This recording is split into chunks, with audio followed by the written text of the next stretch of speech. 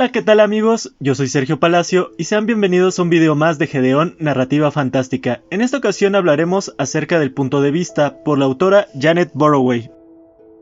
El punto de vista, según Burroway, es el elemento más complicado de la narración. Si bien es posible analizarlo, definirlo, esquematizarlo, se trata en última instancia de una relación entre el escritor, personajes y el lector, que, como toda relación, tiene sus sutilezas. Podemos discutir sobre el narrador, la omnisciencia, el tono, la distancia o la credibilidad en determinado cuento, pero ninguna conclusión que saquemos lo ubicará en el mismo casillero con otro cuento. Antes de empezar, debemos desechar la acepción común de la frase punto de vista como sinónimo de opinión, como cuando decimos, por ejemplo, desde mi punto de vista los tacos al pastor son la mejor comida. La visión del autor acerca de lo que es o debería ser el mundo se nos revelará al final, según el uso que haga del punto de vista y no al revés. Identificar las creencias del narrador no sirve para describir el punto de vista en el relato. En lugar de pensar que el punto de vista consiste en la opinión o las creencias del autor, hay que tomarlo de un modo más literal, como el punto desde donde se mira mejor. ¿Quién se ubica dónde para mirar la escena? O mejor, como estamos hablando de lenguaje, las preguntas deben ser: ¿quién habla? ¿A quién? ¿Cómo a qué distancia de la acción? ¿Con qué limitaciones? Aspectos todos relacionados con la elección del punto de vista.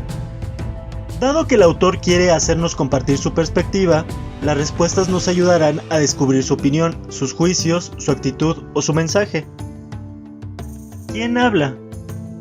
La primera decisión que debe tomar un autor respecto al punto de vista está relacionada con el narrador. Aquí les muestro la clasificación más simple que se puede hacer acerca de quién habla. Un cuento puede ser narrado en tercera persona. Ella pasea bajo la luz de la luna. En segunda persona, paseas bajo la luz de la luna. O en primera persona, paseo bajo la luz de la luna. Los relatos en segunda y tercera persona los cuenta un narrador. Los relatos en primera persona, un personaje. Tercera persona.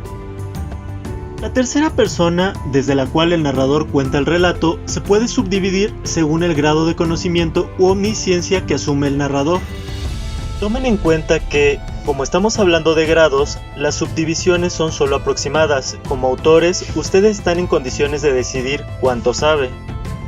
Pueden conocer la verdad plena y eterna, pueden saber qué hay en la mente de uno de los personajes, pero no qué piensa el otro, o pueden saber únicamente lo que se ve desde fuera. Ustedes deciden. Al comienzo de un cuento, deberán indicar a su lector qué grado de omnisciencia han elegido. Una vez hecha esta señal, se abre un contrato entre el lector y el autor, un contrato delicado de romper. Si se han limitado a la mente de Lord Gawain durante 5 páginas, mientras Gawain mira lo que hacen Lady Juliet y su caballo, ustedes rompen con la convención si se mete de pronto en la mente de Lady Juliet. Igualmente, nos sentiríamos defraudados y con ganas de romper el contrato si nos dan los pensamientos del caballo. El narrador omnisciente, llamado a veces narrador editor omnisciente porque dice de frente lo que se supone que debemos pensar, tiene un conocimiento total. Cuando ustedes son el autor omnisciente, son dioses y pueden informar objetivamente lo que está pasando, meterse dentro de la mente de los personajes, interpretar por los lectores la apariencia de los personajes, lo que dicen, sus actos o sus ideas, aun si los propios personajes no pueden hacerlo. Moverse libremente en el tiempo y en el espacio para brindarnos vistas panorámicas o telescópicas o microscópicas o históricas. Puede decirnos lo que sucede en cualquier parte, o lo que sucedió en el pasado, o lo que sucederá en el futuro. Hacer reflexiones generales, juicios, proporcionar verdades.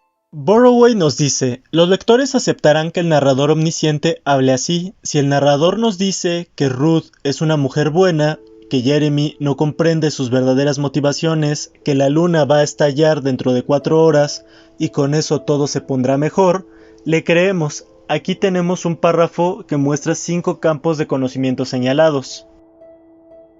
Juan le dio una feroz mirada al bebé que lloraba. Asustado por el gesto del bebé, tragó saliva y lloró más fuerte aún. Odio esto, pensó Juan. Pero lo que sentía no era odio. Hace solo 2 años él había llorado de esa manera. Los chicos no saben diferenciar entre el odio y el miedo. Burroway nos proporciona este ejemplo burdo, pero el autor que domine sus habilidades puede pasar de un campo de conocimiento a otro. En la primera escena de La Guerra y la Paz, Tolstoy describe a Anna Shearer de la siguiente forma: ser entusiasta se había vuelto su vocación social y, a veces, aunque no sintiera entusiasmo, se entusiasmaba con el propósito de no desilusionar a quienes la conocían. La tenue sonrisa que, aunque no le iba a sus suaves rasgos, llevaba siempre en los labios, expresaba, como los niños mimados, una continua conciencia de su meloso defecto, que ella ni deseaba, ni podía, ni consideraba correcto corregir. Aquí en 2 oraciones, Tolstoy nos dice lo que pasa por la mente de Ana y sus expectativas, cómo se ve ella a sí misma, qué le conviene, qué puede y no puede hacer, y además ofrece un comentario general sobre los niños mimados. La voz omnisciente fue muy común en las narraciones de otras épocas. En las tendencias actuales de la literatura, su movimiento es hacia abajo, de los héroes a los personajes comunes, y hacia adentro, de la acción a la mente. Por lo tanto, los escritores del siglo XXI evitan sobre todo la posición de dioses omniscientes y prefieren restringirse a unos pocos campos de conocimiento.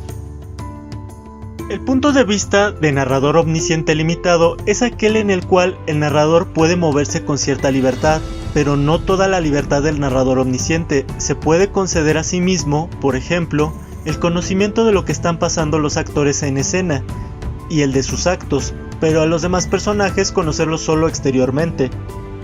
Puede ver microscópicamente todo, pero no presumir ser dueño de toda la verdad. La forma de omnisciencia limitada que se usa más a menudo es aquella en que el narrador puede ver los hechos objetivamente y además acceder a la mente de uno de los personajes, pero no a las del resto, ni se otorga a sí mismo ningún poder explícito de juzgar.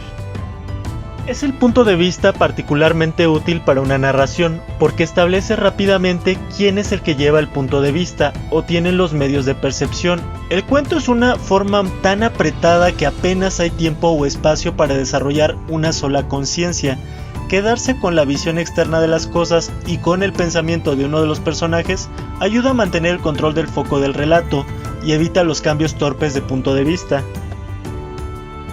Pero también la novela utiliza frecuentemente este método. Otro ejemplo que nos brinda esta autora, que en lo particular me gusta mucho, es en The Odd Woman de Gail Godwin.